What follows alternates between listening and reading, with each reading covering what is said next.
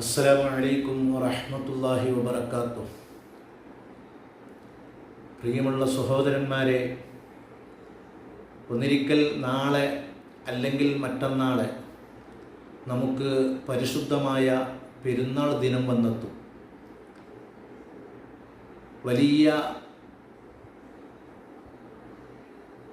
പ്രയാസത്തിലും വിഷമത്തിലും നീങ്ങുന്ന നാം, സാഹചര്യങ്ങളൊക്കെ പ്രതികൂലമായ നാം, പ്രത്യേകിച്ച് നമ്മുടെ ജ്യേഷ്ഠാനുജന്മാർ വിദേശ രാഷ്ട്രങ്ങളിൽ പ്രയാസപ്പെട്ട് കഴിയുന്ന സമയത്ത് അള്ളാഹുവിനെ മറന്നുകൊണ്ട് നാം ആർമാദിച്ച് താന്തോന്നികളായി തോന്നുന്നത് പോലെ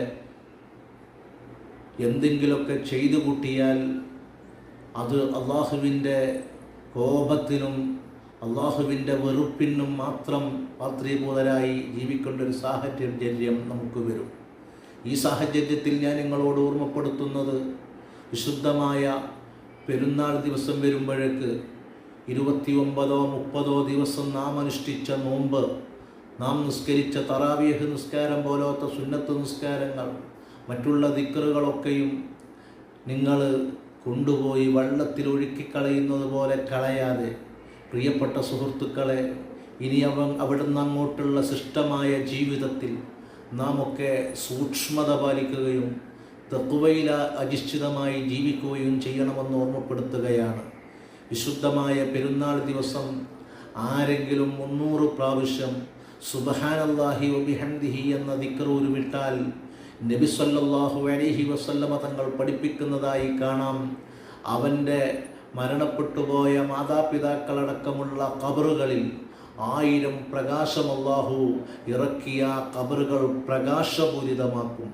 മാത്രമല്ല, അവൻ മരണപ്പെട്ടാൽ അവൻ്റെ ഖബറിലേക്കും അല്ലാഹു ആ പ്രകാശത്തെ എത്തിക്കും.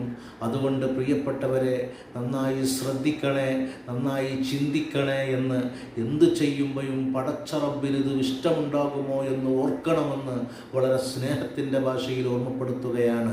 പ്രിയപ്പെട്ട സഹോദരന്മാരെ, വിശുദ്ധ റമദാനു ഷരീഫിൻ്റെ 30-ാമത്തെ രാവ് ഇന്ന് നമുക്ക് ഇൻഷാ അല്ലാഹ് പെരുന്നാൾ രാവായില്ലെങ്കിൽ വിശുദ്ധമായ റമദാനിൻ്റെ 30-ാമത്തെ രാവ് റമദാൻ നമുക്ക് കിട്ടും. അൽഹംദുലില്ലാഹ്, തറാവീഹ് നമുക്ക് ലഭിക്കും.